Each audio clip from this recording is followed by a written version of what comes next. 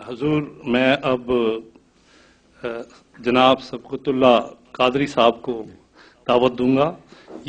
یہ بارٹ لا ہیں اور کوئین کونسل ہیں اور انگلستان کے معزز مشہور و معروف شخصیت ہیں سبقت اللہ قادری صاحب. السلام علیکم. وعلیکم السلام. میں یہاں تعلیم حاصل کرنے آیا تھا، سوال میرا مقصد نہیں تھا، لیکن آپ نے جو نوجوان نے سوال کیا تھا احمدیہ فرق کا، اور آپ نے فرمایا بڑے مدلل انداز میں کہ باقی مولوی یہ کہتے ہیں کہ نبی تو نہیں آئے گا، پرانا نبی آ سکتا ہے بیک ڈور سے، آپ کہتے ہیں فرنٹ ڈور سے بھی آ سکتا ہے. تو حالات تو بڑی تیزی سے دنیا میں تبدیل ہو رہے ہیں، اب ٹیکنالوجی تبدیل ہو رہی ہے، نئے ہو سکتا ہے نئی لائف بھی مل جائے کئی بار. تو آپ کے خیال میں ایک اور نبی بھی آ سکتا ہے کیا؟ ضرورت ہے اس کی ابھی آنے؟ صحیح رکھیں. میرے خیال میں انسانی خیال کو نبی کے آنے یا نہ آنے میں کوئی بھی دخل نہیں ہے، اس کی کوئی حیثیت ہی نہیں. سوال یہ ہونا چاہیے کہ کیا اگر مرزا صاحب امتی نبی ہیں جیسا کہ آپ کہتے ہیں تو ان کے متعلق کوئی قرآن و حدیث میں اشارہ موجود ہے؟ اور اگر ہے تو کیا کسی اور نبی کا آنے کا امکان بھی کھلا ہے؟ یہ سوال درست ہے. قرآن و حدیث کے حوالوں ہی سے تو ہم بات کرتے ہیں ہمیشہ. قرآن کریم نے امتی نبوت کے دروازے کو بند نہیں فرمایا اور یہ بھی نہیں کہا کہ صرف ایک آئے گا. سمجھے؟ اس لیے کسی کو کوئی حق نہیں کہ یہ کہہ دے کہ دروازہ کھلا ہے مگر صرف ایک کے لیے کھلا ہے.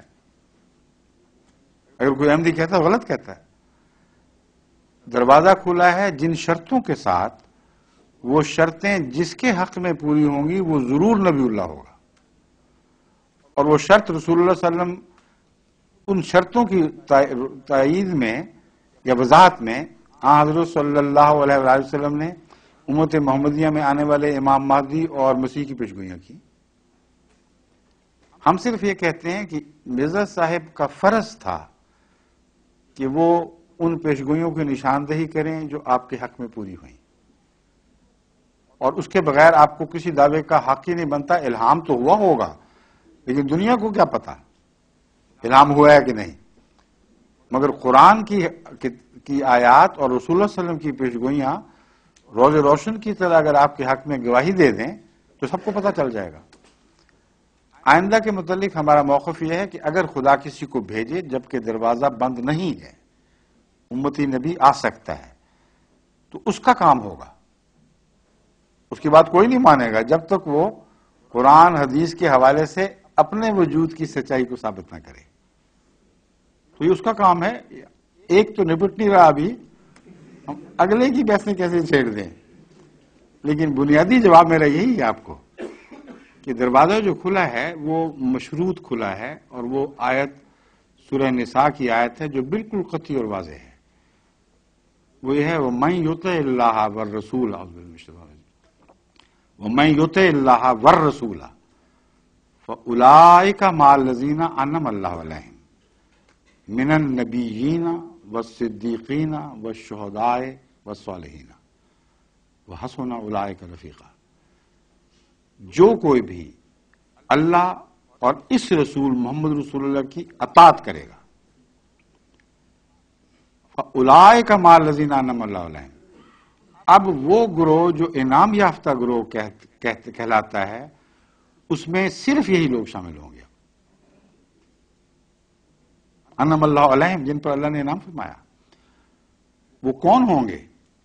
فرمایا من النبیین، نبیوں میں سے، والصدیقین، اور صدیقوں میں سے، والشہداء، اور شہداء میں سے، والصالحین، اور صالحین میں سے، وحسن اولئک رفیقا. یہ دیکھو کتنا اچھا ساتھ ہے. What a wonderful company. اب یہ جو آیت ہے اتنی واضح اور کھلی کھلی ہے کہ انعام یافتہ گروہ کا رستہ بند نہیں کرتی، اس شرط کے ساتھ کھولتی ہے اللہ اور محمد مصطفیٰ کی اطاعت لازم ہے. اطاعت کا درجہ فیصلہ کرے گا کہ تم کس گروہ میں شمار ہونے کے لائق ہو. یہ فیصلہ اللہ فرمائے گا، مگر ایک کی شرط کہیں نہیں. اس لیے یہ رستہ ہے ان شرطوں کے ساتھ. جب تک یہ شرطیں پوری ہوتی رہیں گی اللہ تعالیٰ کی رسپانس وہی ہوگی جو وعدہ کر چکا ہے. ٹھیک ہے، شکریہ.